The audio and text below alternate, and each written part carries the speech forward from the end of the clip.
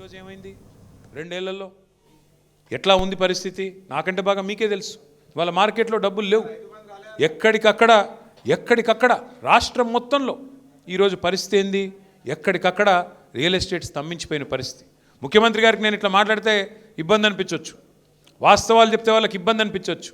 ఎందుకంటే అలవి కానీ హామీలు ఇచ్చి అడ్డమైన అబద్ధాలు చెప్పి ఇవాళ ప్రజల్ని మోసం చేసి అధికారంలో కూర్చున్నారు. ప్రజలకి అరిచేతిలో వైకుంఠం చూపెట్టినారు.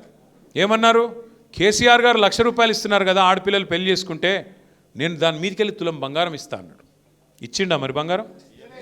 నేను ఆ రోజే చెప్పిన, ఇది బంగారం ఇచ్చే బ్యాచ్ కాదు, పుస్తెలతాడు ఎత్తుకపోయే బ్యాచ్ అని చెప్పిన. మనోళ్ళు హైదరాబాద్ వాళ్ళు విన్నారు, ఊర్లల్లో ఆగమైంది. ఏమైంది ఆఖరికి? ఈరోజు నిజంగానే ఎక్కడికక్కడ తాకట్టు పెట్టి, ఆస్తులు తాకట్టు పెట్టి, పేపర్లు పెట్టి అప్పులు తెచ్చుకునే పరిస్థితి, బంగారం ఏమైనా ఉంటే కుదబెట్టే పరిస్థితి. ఇలా మళ్ళొకసారి ఆ పరిస్థితి వచ్చింది. రేవంత్ రెడ్డి గారు కాకపోతే నిజాయితీ గల్లోడు, ఆయన చాలా నిజాయితీ గల్ల మోసగాడు.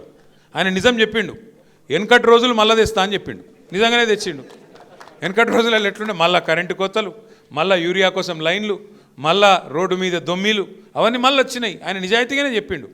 ఇంకోటి ఆయన ఏం చెప్పిండు మీకు యాదకుండాల, పాపం ప్రజలు మోసగాళ్ళనే నమ్ముతారు, మోసం చేసేటోళ్ళనే నమ్ముతారు అని చెప్పిండు. నిజంగానే మోసం చేసిండు.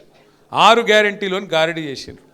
6 గ్యారెంటీలు మా రాహుల్ గాంధీ చెప్తున్నాడు, మా సోనియా గాంధీ చెప్తున్నది అని రాహుల్ గాంధీ మీద ఒట్టు పెట్టిండు, సోనియా గాంధీ మీద ఒట్టు పెట్టిండు, దేవుళ్ళ మీద ఒట్టు పెట్టిండు. ఆఖరికి ఇంతమంది మీద ఒట్లు పెడితే నిజంగానే జనం నమ్మిండ్రు. ఏమన్నాడు? కేసీఆర్ గారు అయితే ముసలవ్వకి ఇస్తున్నాడు లేదా ముసలి అయ్యకి ఇస్తున్నాడు 2,000 పెన్షన్, నేను ఇద్దరికి ఇస్తా, 4,000 పెన్షన్ ఇస్తా, డబల్ ఇస్తా, ఇద్దరికి ఇస్తా అన్నాడు. ఆఖరికి ఆ ముసలోళ్ళకు కూడా మోసం చేసి 4,000 పెన్షన్ దేవుడెరుగు, ఆ 2,000 పెన్షన్ కూడా 2 నెలలకు కొట్టిండు అవకాశంటోడు.